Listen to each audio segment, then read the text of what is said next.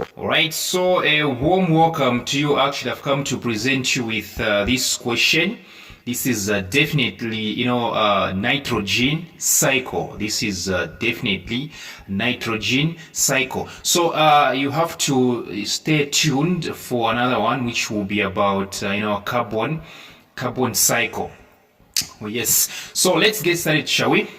So looking at this one, they're saying figure 2 represents the nitrogen cycle.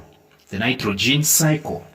And then we have processes. We happen to have the process S, which is turning animals, the nitrogen in animals, into A. And then we have a process P, which is turning A into B. Process P again, turning B into nitrates. Process Q, turning nitrates into nitrogen in the air. Process R, changing nitrogen in the air into the nitrogen in green plants. Okay, we can get started, shall we? Question A1 says, what is the percentage of nitrogen in the air? What is the percentage of nitrogen in the air? And of course, the answer is 78%. Question A2, name the two substances A and B. Name the two substances A and B. Now, for you to know A, you have to know what is S. All right? Yes, there is a need for you to know what is S. So you look at S. S is actually explained by the arrow which is inward. The arrow which is pointing from animals to A. And it's saying death and decay. Death and decay. So when animals die and decay, they release nitrogen, and we have to know what exactly is the form of the nitrogen that is released by dead and decayed animals. And of course, that one is ammonium or ammonia. So S is ammonification. S is ammonification. So A is definitely ammonia or ammonium. Right? Ammonia or ammonium. That is A. Yes, because process S is ammonification. Now, for us to understand B, we have to know what process P is. Yes, for us to answer B, we have to know what process P is. If you check very well, like I'm from saying A is ammonium or ammonia. Okay?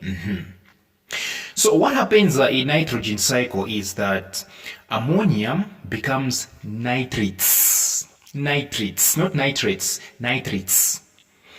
All right? So process P is definitely what we call nitrification. Yes, this one is called nitrification. So A is ammonium, B is nitrates.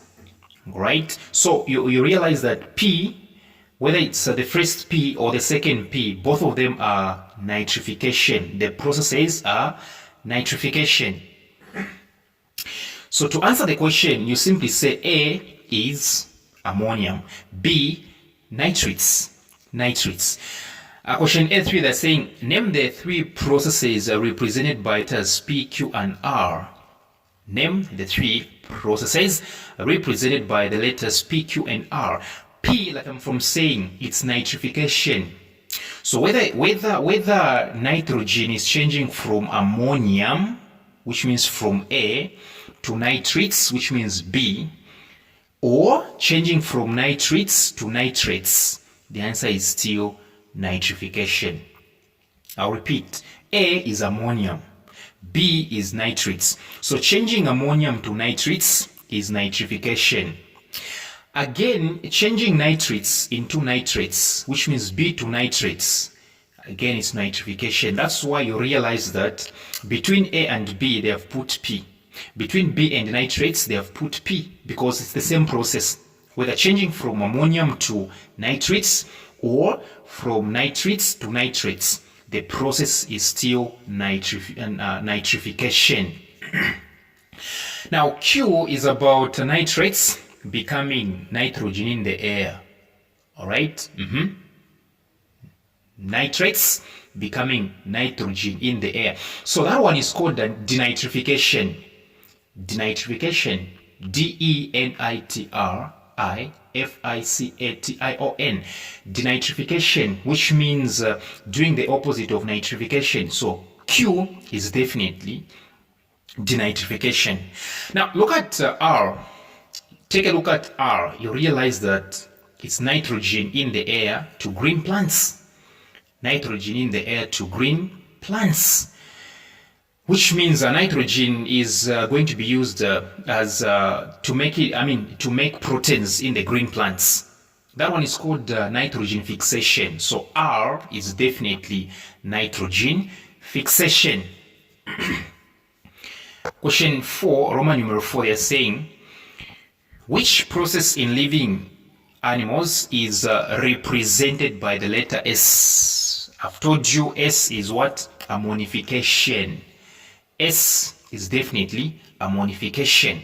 B1 suggests why it is essential to include leguminous crops.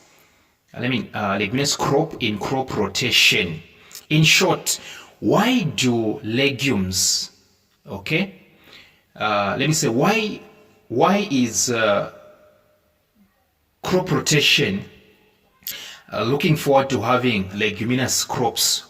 What are the benefits of let me say, how does crop rotation benefit from leguminous crops? What is the significance of including leguminous crops, legumes like beans?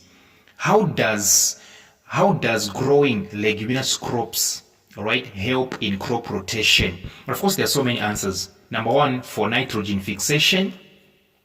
Number 2, for soil enrichment. Number 3, for improved soil health. Not forgetting crop diversification. Nitrogen fixation, soil enrichment, improved soil health, crop diversification, and so forth.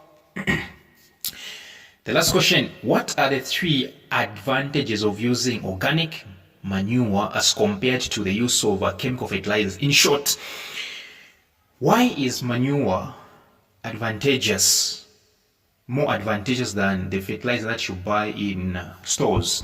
Number 1, organic manure maintains the soil pH and it reduces the soil erosion. So these are the things. So it maintains soil pH, potential of hydrogen. It also maintains, it also avoids, or it also reduces soil erosion. Okay? Not only that, organic manure is also important for improved crop quality. If you want to yield, crops with high quality, you can go for organic manure. It is also used for soil improvement. Okay, and not only that, it doesn't cause water and soil pollution. There's so many actually. All right, there's so many.